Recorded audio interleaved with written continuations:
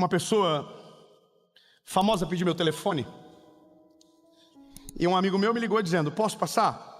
Eu naturalmente já diria que não. Eu uso meu telefone só para minha família. Mas eu disse: tá bom, eu tenho uma vontade de conhecer esse cabra também, passa meu telefone. Aí ele me mandou mensagem e disse: Dave, eu tenho uma dúvida com relação à Bíblia. Eu estou aprendendo a amar Jesus, mas eu tenho uma dúvida.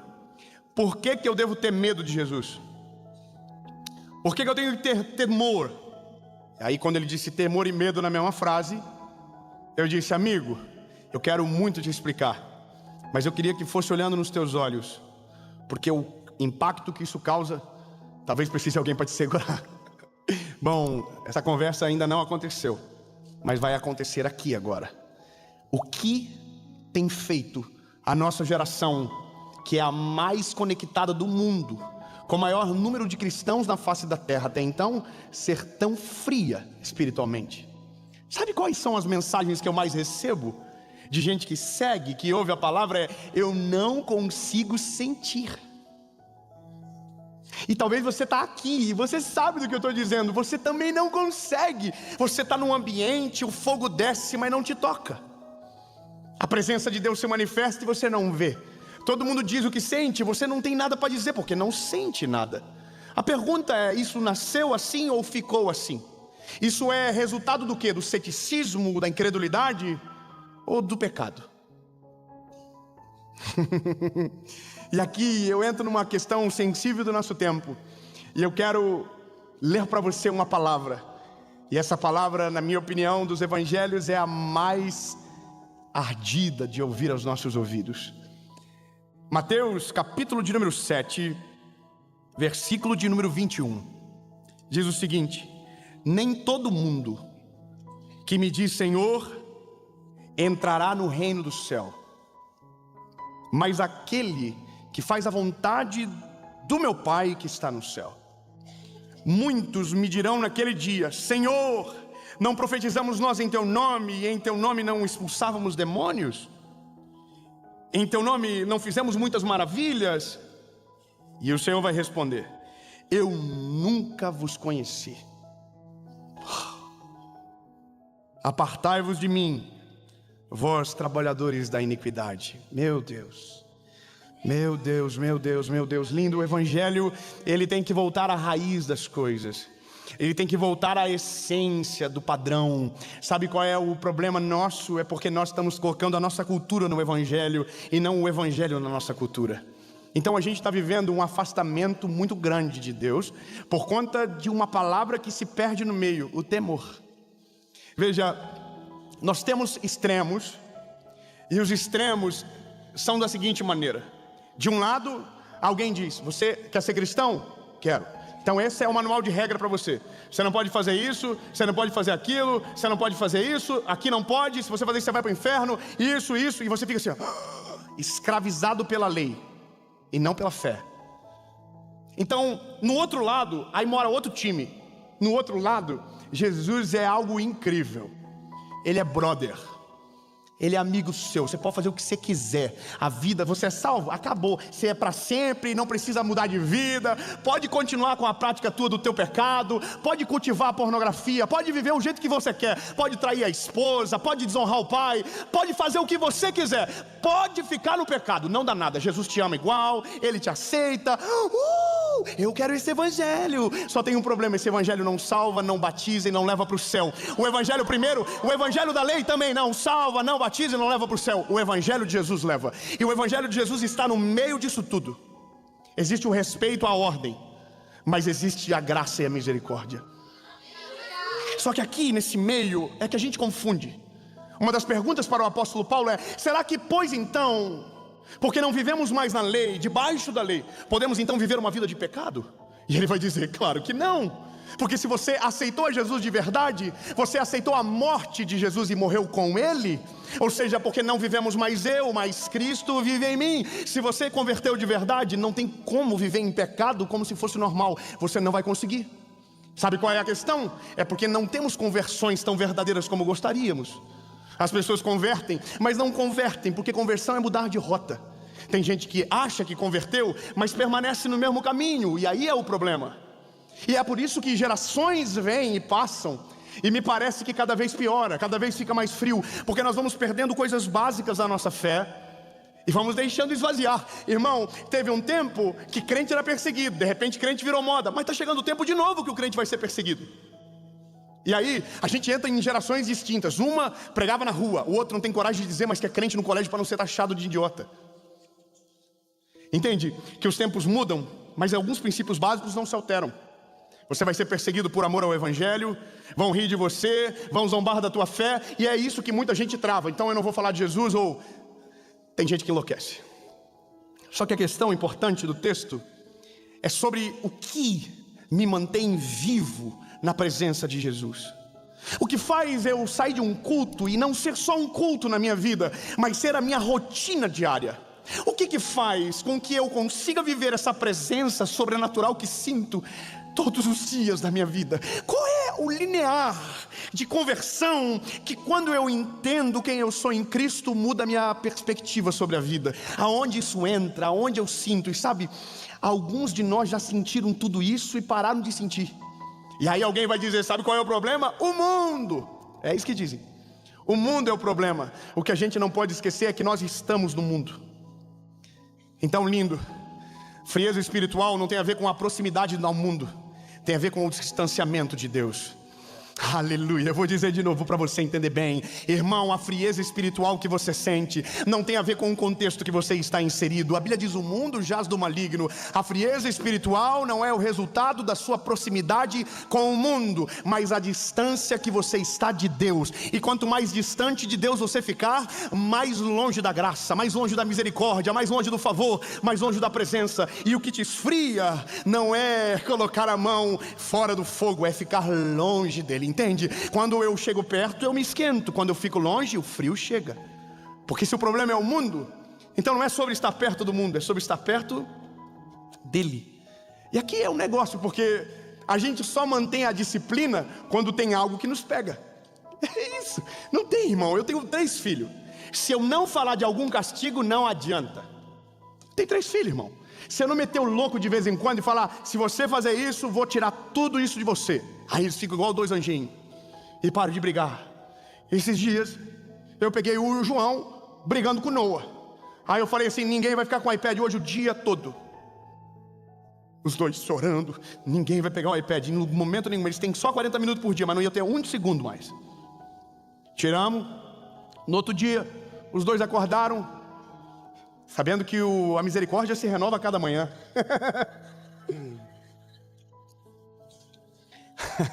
Aí eles pediram o iPad e antes que eu falasse qualquer coisa, eles disseram, papai, fica tranquilo, tá, pai? A gente não vai brigar. Sabe por quê? Porque eles têm temor. E qual que é a diferença do medo? Eu vou ser muito claro para que você entenda. Quando nós olhamos para a Bíblia diz que o verdadeiro amor lança fora o medo.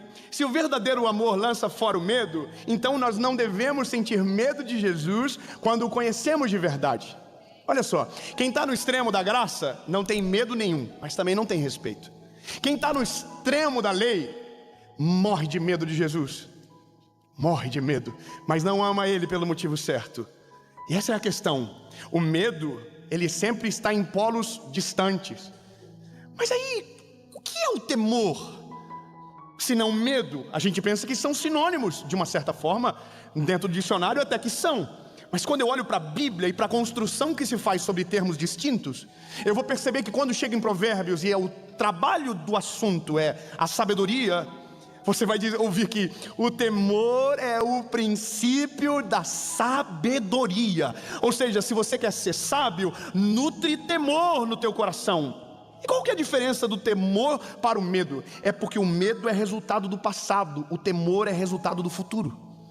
Vou melhorar. Lindo, quem tem medo porque em algum momento foi ferido. Quem tem medo é porque em algum momento foi machucado. Medo é trauma. Eu não coloco a mão porque deu choque, eu não faço isso por conta daquilo. Entende? Você não tem medo de cobra do dia para a noite. Um dia você viu uma cena de filme e aquilo te traumatizou. Então você diz, eu tenho medo. E essa é a diferença. Porque o temor não é sobre o que eu vivo no passado, ou o que vivi no passado, mas aquilo que posso perder no meu futuro. Como assim, Dave? O medo me prende no passado, o temor resguarda o meu futuro. O medo me afasta de Deus, o temor me leva para a presença dEle, me faz dobrar os meus joelhos na face do Senhor, perante a face do Senhor, e dizer: tem misericórdia, Jesus, eu não quero perder o meu porvir, eu quero viver uma vida extraordinária. Irmão, não é sobre o que você, sabe, fica para trás, é o que você perde para frente. E sabe, essa é a loucura do nosso tempo. Quando esfriamos na fé, quando paramos de sentir a presença de Deus, começamos a trabalhar com o pecado como se fosse comum.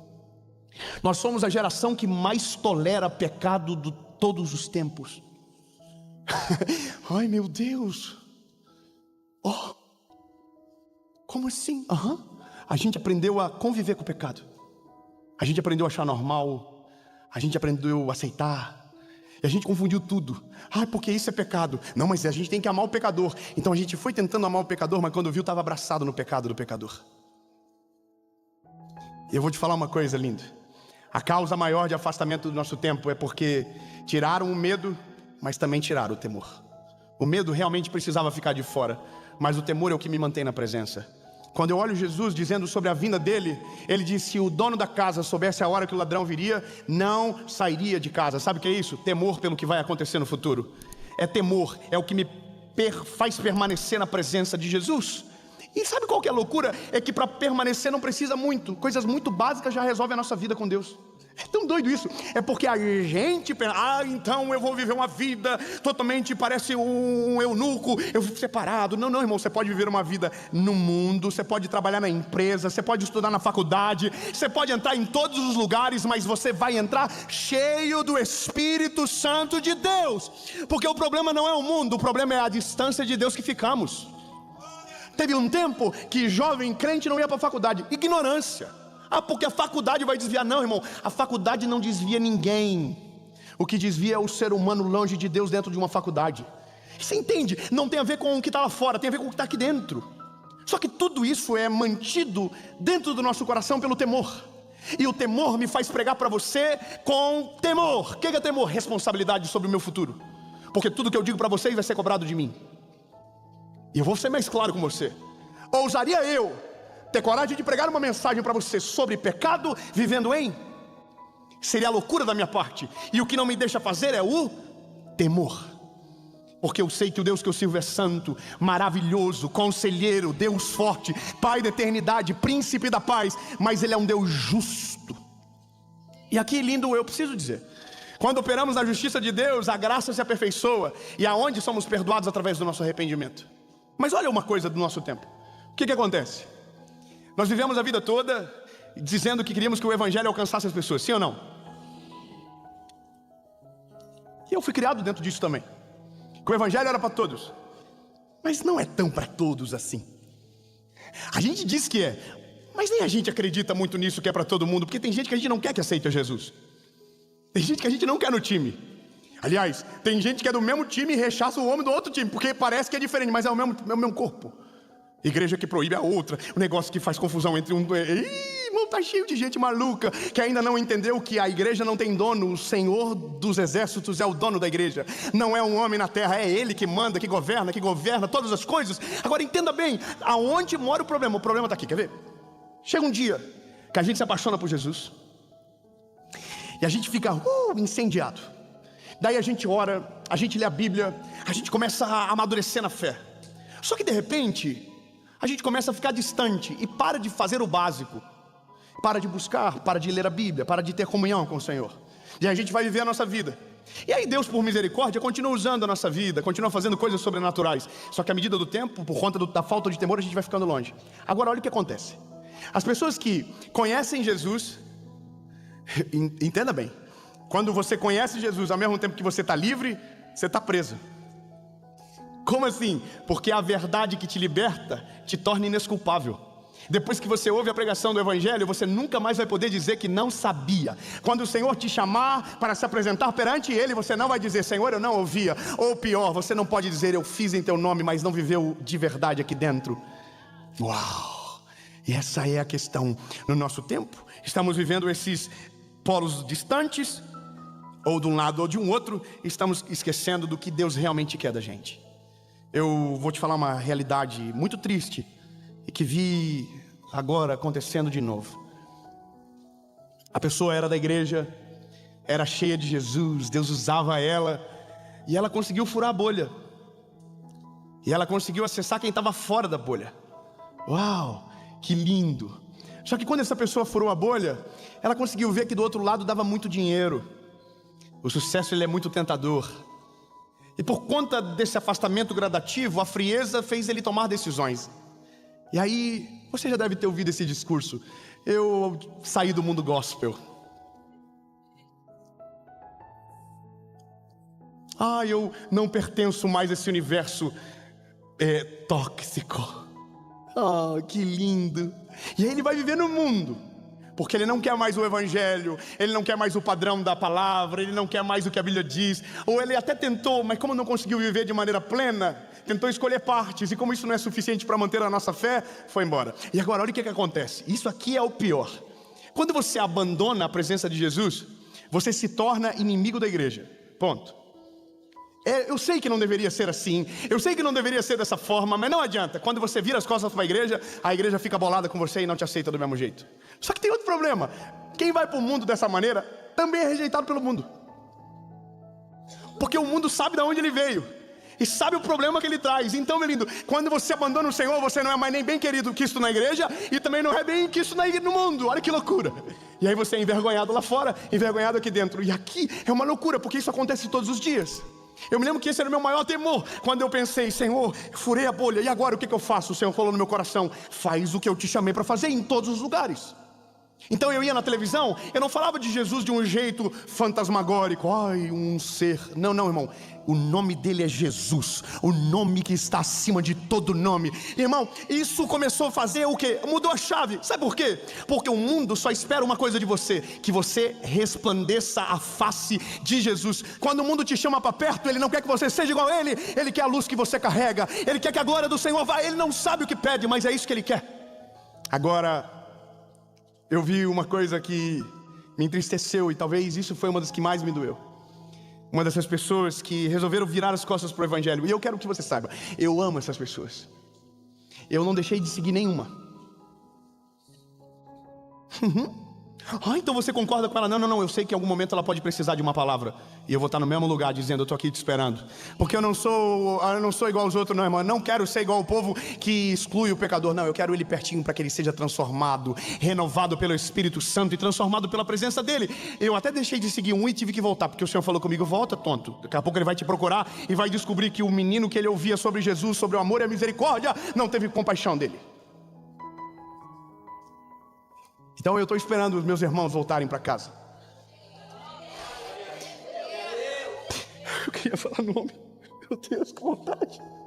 Eu queria olhar e dizer: eu estou esperando você voltar, lindo. Porque o que você sabe que está perdendo. Isso é vergonha da volta. Volta com vergonha mesmo. Porque o Senhor Jesus é poderoso para perdoar os teus pecados, para mudar a tua história. Eu queria poder dizer: lindo, para de fingir que está tudo bem, porque você sabe que não está.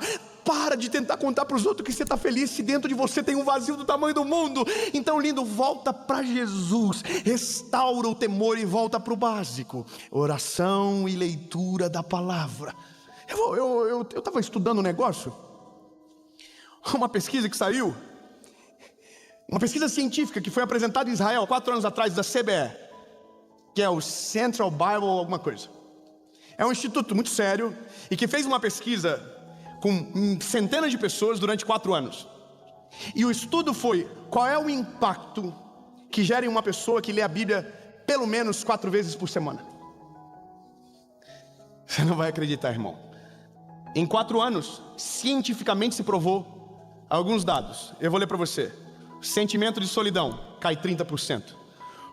Obrigado, irmão do glória a Deus. Eu vou dizer, eu vou melhorar então. Irmão, se você orar e ler a Bíblia todos os dias, se você buscar a Jesus de todo o teu coração, mas pela palavra, todos os dias, ou pelo menos 4 vezes por semana, Sentimento de solidão vai cair 30%.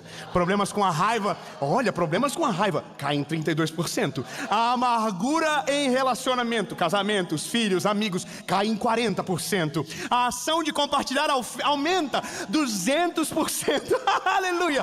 Aumento no discipulado, 230%. Sentimento de estagnação espiritual caiu 60%. 61% menos chance de se envolver com pornografia. 68% menos chance de sexo fora do casamento, 74% menos chance de se envolver com jogos de azar. Irmão, oh meu Deus, volta para o básico, lembra de onde caístes, volta às primeiras obras. Lindo, dá para botar fogo na lenha, mesmo com ela molhada. E eu vou te dar a última coisa dessa pesquisa que me apaixonou. Ai meu Deus, o tempo. A ação de compartilhar a fé aumenta em 200%.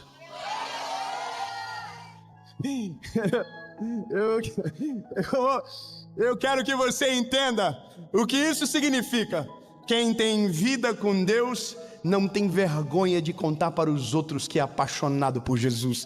Eu quero falar uma coisa para você: não se envergonhe de Jesus e da sua palavra. Sustente, defenda por amor ao Evangelho. Pode defender a tua fé, pode dizer que Ele cura, pode dizer que Ele salva, pode dizer que Ele transforma. Não tenha vergonha de rirem de você, porque a melhor coisa do mundo é ser envergonhado por conta do amor ao Evangelho. Ser perseguido, irmão, isso é um presente. Quando você é perseguido por amor a Cristo, isso é um presente, porque essa tribulação passageira não se compara à glória que está sendo preparada para nós. No nome de Jesus, entenda, diga para as pessoas: eu sou do time dele, Jesus. Diga aí. Eu sou do time dele. A gente é dele. Posta na internet que você é dele. Para de postar besteira e começa a falar coisa dele. Começa a mostrar o que Jesus está fazendo. Para de reclamar e começa a dizer o que ele está fazendo. Muda o jogo, mas não esqueça do básico: ler a Bíblia e orar. Irmão, eu prego o Evangelho há quase 11 anos. Eu preciso ler a Bíblia todo dia. Eu acordo de manhã, minha Bíblia está lá esperando eu. E aí eu vou para ler, eu leio pelo menos 4 capítulos. Porque eu preciso me alimentar, porque senão minha fé enfraquece. Minha fé esfria. E longe de mim esfriar na fé, longe de mim perder o temor. Porque tudo que vivo é o fruto do temor que tenho no Senhor. É o temor que guardou a minha casa da queda. É o temor que livra o meu casamento da ruína. É o temor a Deus que livra o meu ministério da vergonha. É o temor a Deus que me mantém fazendo a vontade dele. É o temor, não é outra coisa senão o temor. Então não é o amor, é o amor, mas é o amor que pressupõe o temor. Eu sei o que está me esperando. Eu sei que um dia as câmeras irão apagar, as telas não irão mais funcionar, e nós não estaremos mais aqui. Estaremos com Ele. E o que vai valer não é o que você fez para os outros verem, é o que você fez para que Ele visse, para a glória do nome dEle. Tão lindo, não sei como você está, mas se tiver frio, conselho rápido, volta para o básico. Se estiver longe, volta para Jesus.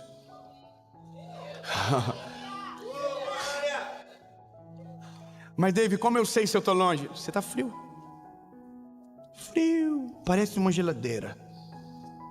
Não sente mais nada, não consegue chorar na presença de Deus, não consegue vibrar quando alguém volta para Jesus, não consegue se alegrar com os que se alegram, não consegue chorar com os que choram. Você está longe dele.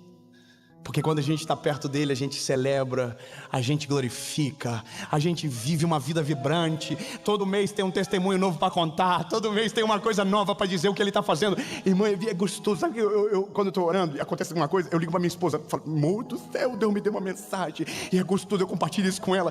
Os nossos filhos oram, todo dia ela manda para mim, quando eu não estou em casa, a oração deles para eu ouvir. Como é bom compartilhar da presença de Jesus. Muda a vida dos outros, mas mudou primeiro a nossa. Mas tudo é resultado do temor. Diga para quem está do teu ladinho, diga: tenha temor dele. Não caia no papo que você pode tudo.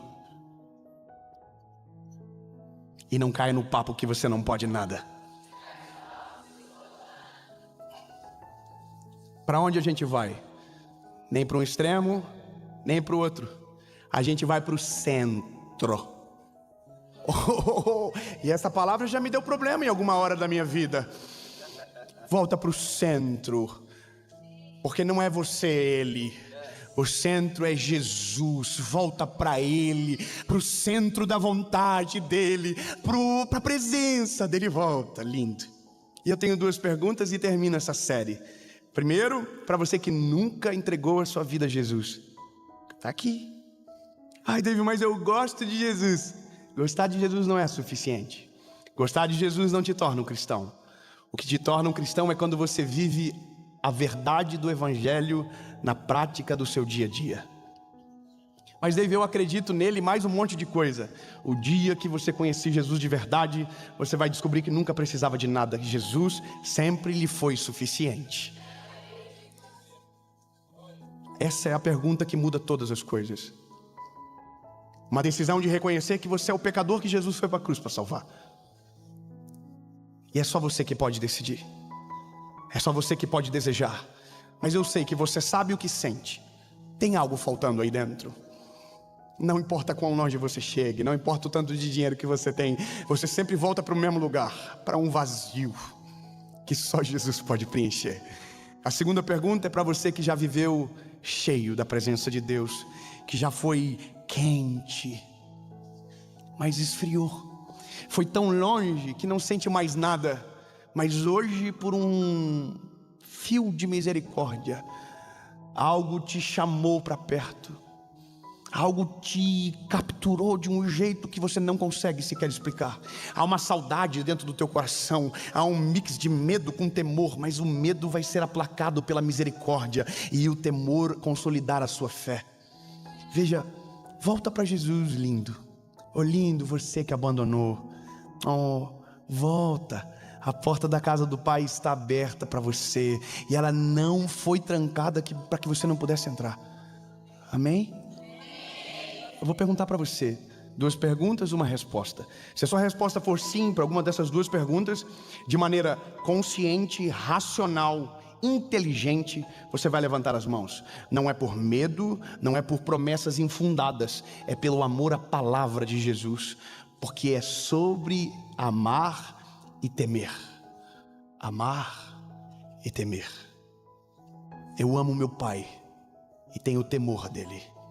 Meus filhos, eu quero que eles me amam, mas eu não quero que eles percam o temor. Eu quero que eles cheguem na minha presença e não me trate como um amigo do colégio, mas como o pai dele, como o provedor dele. Entende? Isso é honra, é básico.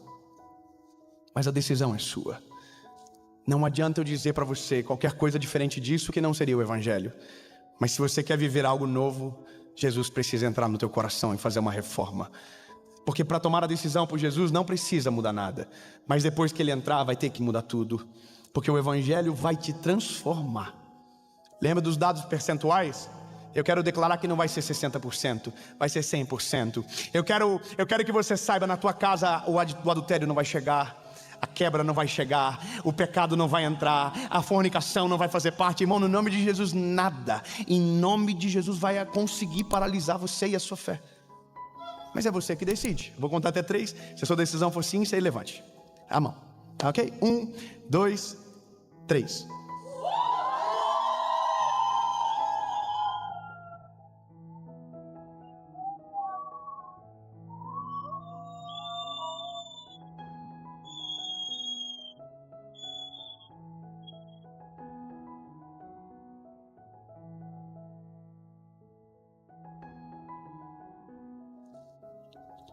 Eu alimentei o teu amor, posso alimentar o temor? Que bom que você está tomando a decisão. Isso não só te livra do inferno, como também te leva para o céu. Deixa eu aumentar o teu temor. Não adianta nada decidir hoje e esquecer amanhã. Você não é cristão porque diz que o aceita. Você se torna cristão quando vive o que diz que aceitou.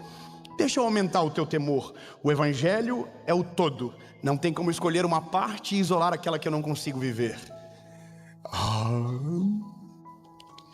Quer morar no céu? Tem que viver tudo. Quer morar com Ele? Quer viver uma vida poderosa e extraordinária na terra? Tem que deixar Ele entrar em todas as áreas, em todas as portas, para que a transformação seja completa. E é com essa palavra que eu renovo a minha esperança na minha geração. Que essa palavra coloque temor naqueles que ouvirem, e não o medo, mas o temor, e que isso provoque maturidade, que isso provoque fé. E se você tem certeza do que decidiu, você vai ficar de pé, lindo. 1, 2, 3.